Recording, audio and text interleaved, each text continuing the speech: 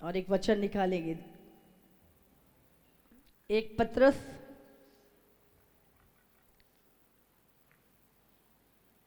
उसका 1 चैप्टर 24 वर्ष।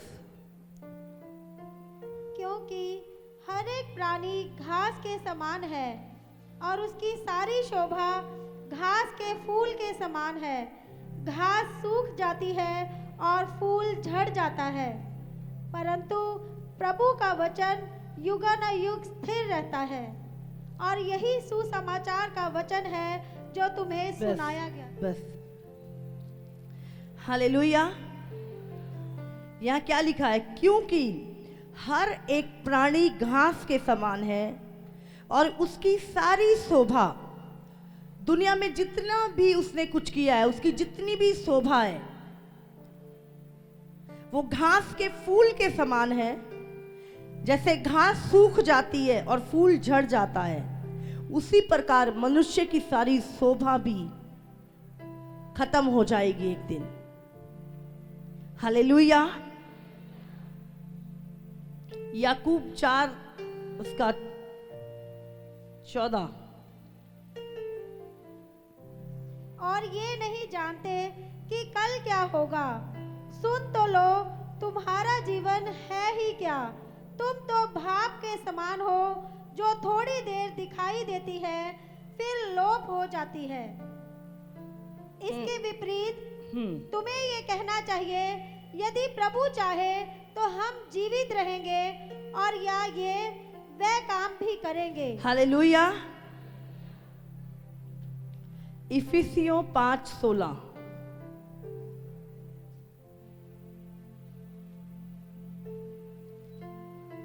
अवसर को बहुमूल्य समझो, क्योंकि दिन बुरे हैं। हालेलुया। हमने एक जगह पढ़ा, मनुष्य का जीवन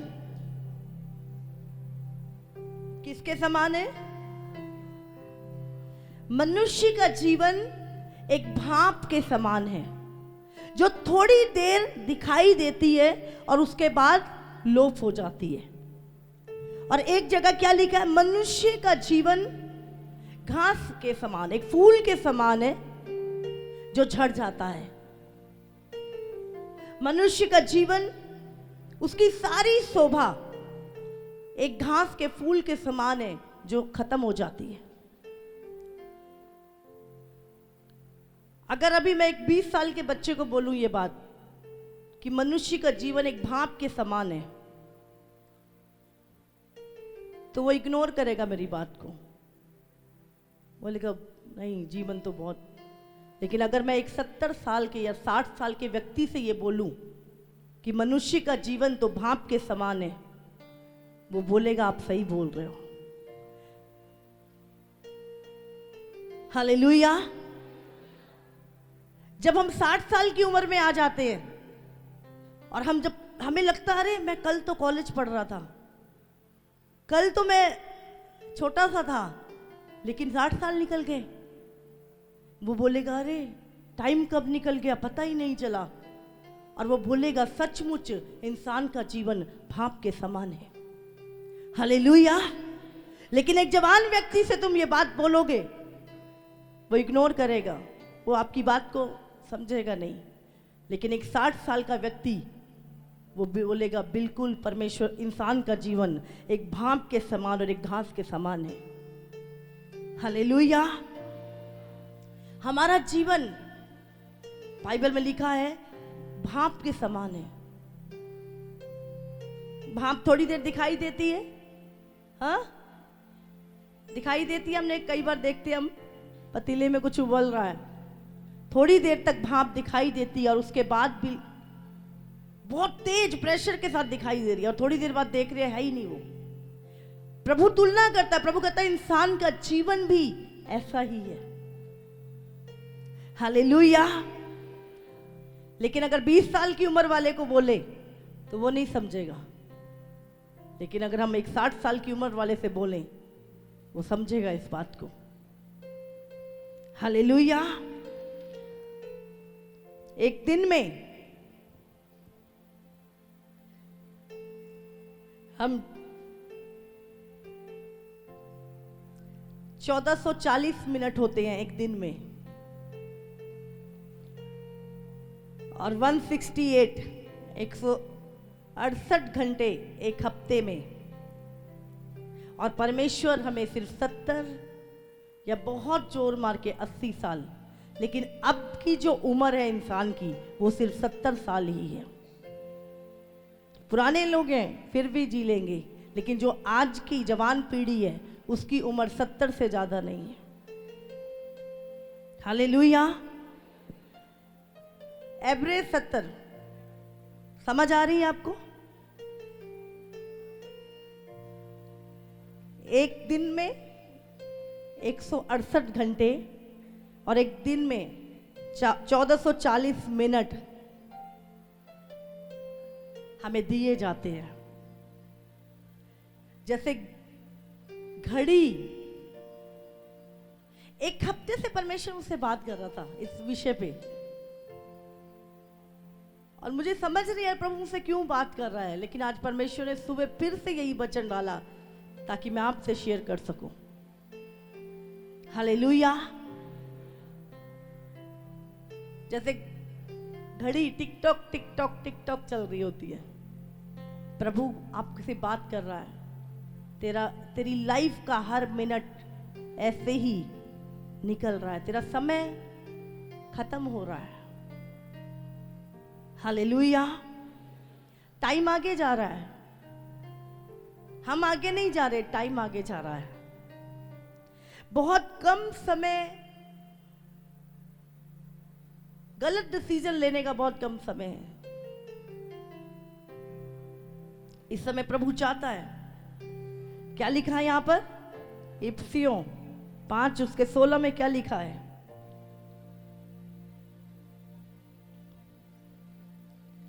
अवसर को बहुमूल्य समझो क्योंकि दिन बुरे हैं। परमेश्वर कहता है ये दुष्ट समय चल रहा है। कितने घंटे दिन में? 168 घंटे, 1440 मिनट एक दिन में, और 400 सेकंड हमें मिलते हैं एक दिन में। और बाइबल में लिखा है, समय अवसर को बहुमूल्य जानो क्योंकि समय बुरा है। आप सोचो, हमारे अकाउंट में डेली इतने पैसे आते हैं, रोज हमारे अकाउंट में $168 आ रहे हैं, या सोचो 86,400 रुपए डेली आ रहे हैं, और हमें शाम तक वो खर्च करने हैं, नहीं तो वो खत्म हो जाएंगे।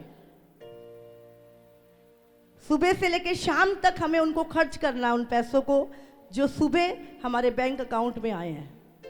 अगर हमने वो खर्च नहीं करे तो वो खत्म हो जाएंगे। कितनों को समझ आ रही है? तो क्या करेंगे आप? उसको खर्च करेंगे कि नहीं करेंगे? कैसे खर्च करेंगे? सही इन्वेस्टमेंट करेंगे आप। क्लियर हो रहा?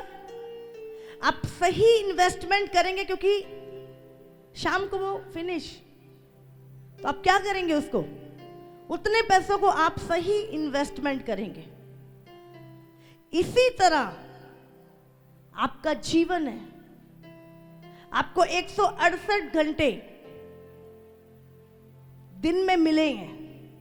ये एक इन्वेस्टमेंट है कि आपने उसके साथ क्या किया। आपने उसको सही इन्वेस्ट किया या खराब किया, या वो खत्म हो गए। हालेलुया। कितने? 168। आपको पता हो कि मेरे अकाउंट में इतने पैसे आ रहे हैं रोज, और शाम को उसको खत्म हो जाएंगे। हम व्यस्त जाने देंगे उनको? बताइए। हमको सही इन्वेस्ट करेंगे। इसी तरह उन पैसों से भी अधिक बहुमूल्य है हमारा जीवन का समय।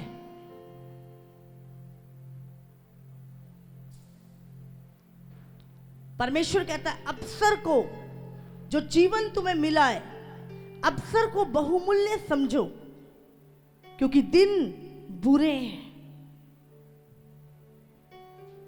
अगर वो पैसे तुमने नहीं इस्तेमाल किए तो वो रात को क्या होंगे? डेड हो जाएंगे। इसी तरह हमारी लाइफ है। अगर हमने अपने समय को सही इन्वेस्ट ना किया, शाम होते ही वो दिन खत्म पूरा, दोबारा लौट के वो दिन नहीं आएगा। वो पल, वो घंटे, वो मिनट कभी वापस नहीं आएंगे। हालेलुया। परमेश्वर क्या कहता है? अवसर को बहुमूल्य समझो, क्योंकि दिन बुरे हैं। भजन संहिता 144 उसका 4 में भी लिखा है, मनुष्य तो सांस के समान है, उसके दिन ढलती हुई छाया के समान है। मनुष्य तो सांस के समान है। और सांस कितना? एक बार ली खत्म। और उसके दिन ढलती हुई छाया, देखा? ढलती हुई छाया। जब सूरज निकलता है तेज रोशनी, लेकिन धीरे धीरे देखते हैं हम छांव आती जाती है और धूप ढलती जाती है। मनुष्य का जीवन भी ऐसा ही है। आज लोग, अरे नहीं मरने की बात ना करो, शुभ शुभ बोलो। मृत्यु जीवन के साथ जुड़ी हुई है, वो अलग नहीं है उससे। जो मनुष्य इस दुनिया में आया है उसको जाना है कि नहीं जाना? हम जितना मर्जी कह ले, नहीं भाई ये बात मत करो, अच्छी बात करो, तो क्या उससे हम झुटला देंगे कि मृत्यु नहीं है, या हम नहीं जा रहे दुनिया को छोड़ के? कई लोग इस विषय पे बात भी नहीं करना चाहते, वो याद नहीं करने चाहते उस सच्चाई को। हालेलुया। परमेश्वर क्या कहता है? मनुष्य का जीवन एक सांस के समान है। जैसे छाया ढलती है, वैसे मनुष्य का जीवन भी ढलता जाता है। ये मायने नहीं कि आप कितने साल जी रहे हो, ये मायने है कि क्या आपने क्वालिटी लाइफ जी या व्यस्त लाइफ जी। यीशु मसीह 33 साल रहा दुनिया में। 33। लोग सोचे बेचारा 33 साल में मर गया, क्रूस पे लटक गया, लेकिन प्रभु यीशु मसीह ने वो 33 साल जिया, लेकिन 33 साल में उसने वो किया जो पिता ने उसे करने के लिए भेजा था। आप चाहे 80 साल जी रहे हो, आप चाहे 100 साल जी रहे हो, क्या आपका जीवन वो क्वालिटी लाइफ आप जी रहे हो जिसके लिए परमेश्वर ने आपको भेजा है? उसने 33 साल जिया इस दुनिया में, लेकिन वो किया जिसे करने के लिए पिता ने उसे धरती पर भेजा था। वो अपना काम पूरा करके स्वर्ग में चला गया। उसने कहा पूरा हुआ। जिस काम के लिए प्रभु ने मुझे भेजा वो पूरा हुआ। क्या हम बोल सकते हैं पौलुस जितने चेले थे सब जवानी में चले गए? पौलुस कहता है मैंने अपनी अच्छी दौड़ दौड़ी है, मैंने अपने विश्वास की अच्छी दौड़ दौड़ी है, मुझे कोई मलाल नहीं। हमें नहीं पता हमें 2 साल जीना है, हमें नहीं पता हमने 5 साल इस दुनिया में रहना है, लेकिन क्या हमारा जीवन हमने अच्छी दौड़ दौड़ी है? हो सकता है दुनिया में आपने बहुत पैसा इकट्ठा कर लिया हो इस जीवन के लिए, लेकिन क्या आत्मा के लिए इकट्ठा किया है? पैसा बहुत संसार में इकट्ठा कर सकते हैं आप, क्या आत्मा की तैयारी है हमारी? हालेलुया। हम सब ने एक दिन न्याय सिंहासन के सामने खड़े होना है। हो सकता है स्वर्ग आपसे चूक जाए, लेकिन नरक कभी नहीं चूकेगा। हो सकता है स्वर्ग छूट जाए, पर नरक नहीं छूटेगा, वो तो है ही है। फिर दूसरा ऑप्शन तो है ही है, चिंता ना करें। हालेलुया। एक टाइम आएगा, जितना मर्जी हम चीजों को इग्नोर कर लें, आंखें बंद कर लें, लेकिन टाइम आएगा हम सबको परमेश्वर के न्याय सिंहासन के सामने खड़ा होना पड़ेगा। और जो डिसीजन हमने धरती पर लिए, डिसीजन धरती पे लेना है, स्वर्ग में नहीं। स्वर्ग में तो न्याय के सिंहासन के सामने खड़े होना है तुम्हें। वहां पे तो डिसाइड होगा कौन से नरक में जाना है। वहां पे डिसीजन लेने का टाइम नहीं है, डिसीजन धरती पर लेना है। और बाइबल में लिखा है, यीशु मसीह ने क्रूस पर तुम्हारा न्याय चुका दिया है और तुम्हें स्वर्ग का रास्ता दिखा दिया है। जो कोई उस पर विश्वास करेगा वो फिर दंड की आज्ञा नहीं है उसके ऊपर। हालेलुया। निर्णय इस धरती पर लेना है, स्वर्ग में नहीं। स्वर्ग में तो न्याय सिंहासन के सामने खड़ा होना है। हालेलुया।